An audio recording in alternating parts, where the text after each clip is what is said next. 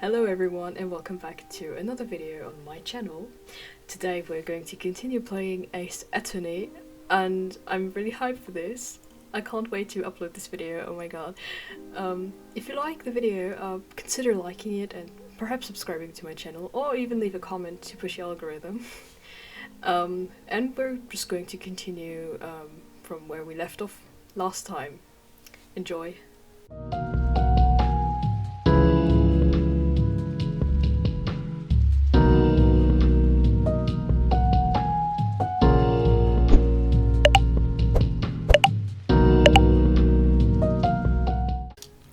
Yes, Your Honor. This is bad. On the day of the murder, my witness was selling newspapers at the victim's building. Please bring Mr. Frank Sarwit to the stand. Okay, from the teaser video we already know that it was not him, that it was him and not Larry. So let's see how we can figure out if it actually was him or not. Mr. Sarwit, you sell newspaper subscriptions, is this correct? Oh yes, newspapers, yes. Mr. Sarwit, you may proceed with your testimony. Please tell the court what you saw on the day of the murder. Witness testimony. Okay, let's go. In this we have to listen to what the witness has to say and then figure out what contradicts with the evidence that we already collected over the time. I was going door to door selling subscriptions when I saw a man fleeing an apartment. I thought he must be in a hurry because he left the door half open behind him. Thinking it strange, I looked inside the apartment. Then I saw her lying there, a woman, not moving, dead. I quailed my fright and found myself unable to go inside. I thought to call the police immediately. However, the phone in her apartment wasn't working. I went to a nearby park and found a public phone. I remember the time exactly. It was 1 p.m. With the man who ran was, without a doubt, the defendant sitting right over here.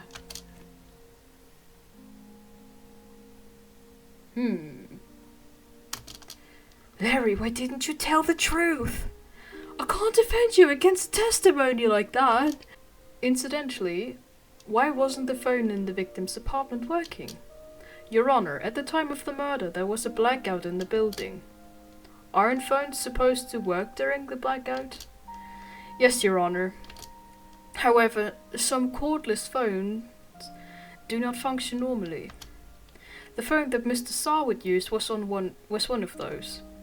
Your Honor, I have a record of the blackout for your pursuit. Okay, blackout records. Electricity to Mrs. Stone's building was out from noon to 6 p.m. on the day of the crime. Okie doke. Now, Mr. Wright. Yes, Your Honor. You may begin your cross-examination. Cross-examination, Your Honor? Alright, right, this is it. The real deal. What exactly am I supposed to do? Why, you exposed the lies in the testimony the witness gave you. Lies? What? He was lying? Your client is innocent, right?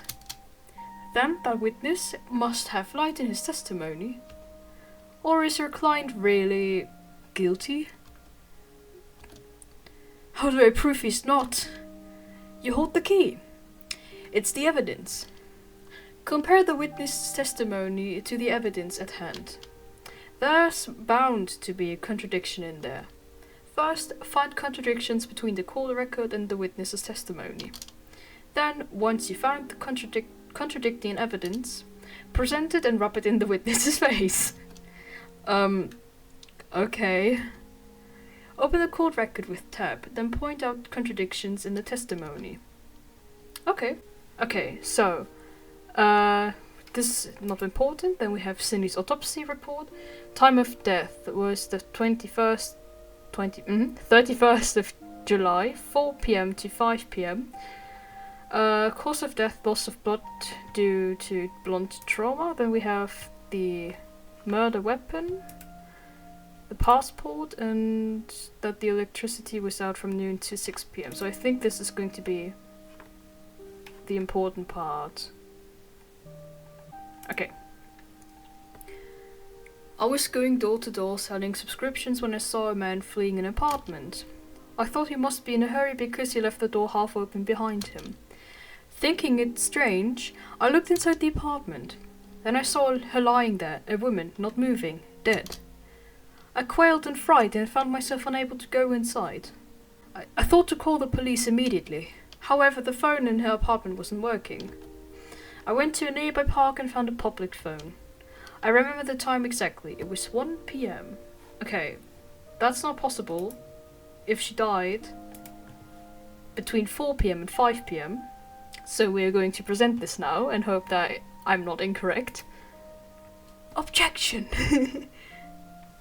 You found the body at 1 p.m. You're sure? Yes, it was 1 p.m. for certain.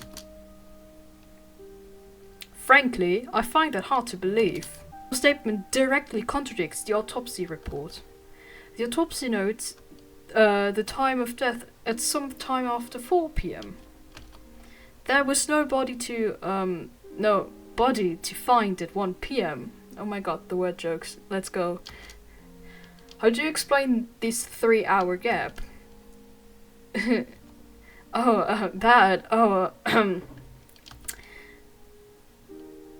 This is trivial.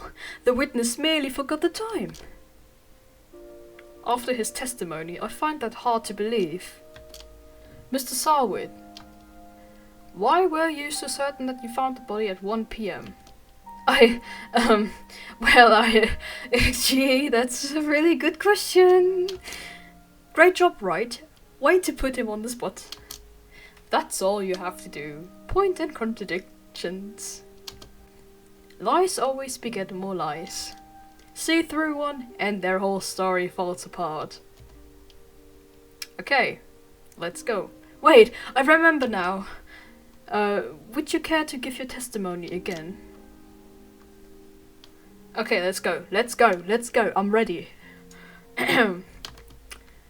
You see, when I found the body, I heard the time. There was a voice saying the time. It was probably coming from the television. Listen, I could listen to his whole testimony now, but at the same time, we already know that there was a blackout during this time, so it was impossible, so I'm just going to... Oh, I can't even present it now. Okay, damn. We have to listen to the entire testimony, I'm sorry. Okay. There was a voice saying the time. It was probably coming from the television. That is sus, considering there was a blackout during that time. Oh, but it was 3 hours off, wasn't it? I guess the victim must have been watching a video of a taped program. That's why I thought it was 1 p.m. Terribly sorry about the misunderstanding. Sus. I see. You heard a voice saying the time on a taped program. Mr. Wright, you may cross-examine this witness. Right. You know what to do. I've got this one. Let's go. Okay, the time of discovery. Let's go. You see, when I found the body, I heard the time. There was a voice saying the time. It was probably coming from the television. You cheeky liar. You cheeky liar. Hold it right there. The prosecution has said there was a blackout at the time of the discovery. And this record proves it. You couldn't have heard a television or a video. The defense has a point. Do you have an explanation for this, Mr. Sarwood? No, I find it quite puzzling myself. Wait, I remember now. Mr. Sarwood, the court would prefer to hear an accurate testimony from the very beginning. These constant corrections are harming your credibility. That, and you seem rather distraught. My apologies, Your Honor. It, it must have been the shock of finding the body. Very well, Mr. Sarwit. Let's hear your testimony once more, please. Hearing the time. Okay. Actually, I didn't hear the time. I saw it. There was a table clock in the apartment, wasn't there? Yeah, the murder weapon. The killer used it to hit the victim. That must have been what I saw. You saw a clock? I guess that would explain it. The defense may cross-examine the witness. Gladly.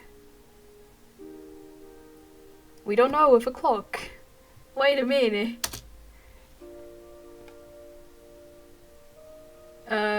Actually didn't hear it the time I saw it.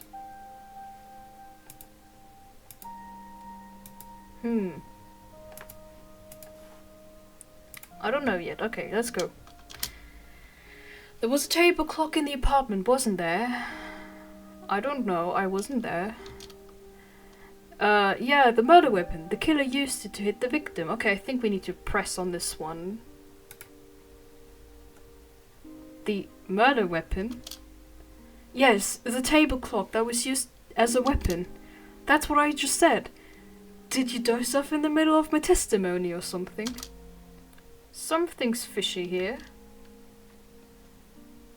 That must have been what I saw. Now, find a contradiction. I'm trying!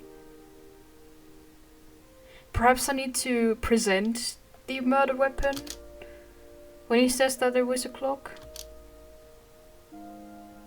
I think I need to present the murder weapon. I don't know. Let's see.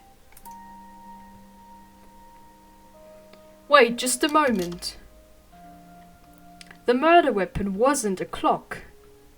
It was the statue. Oh, I did need to press it. Okay, I didn't need to press, I needed to present. Now, how is this supposed to be a clock? Well, you with your objections and your evidence. Just who do you think you are? Just answer the question, Mr. Sarwit. Hey, I saw it there, okay. That's a clock. Your Honor, if I may.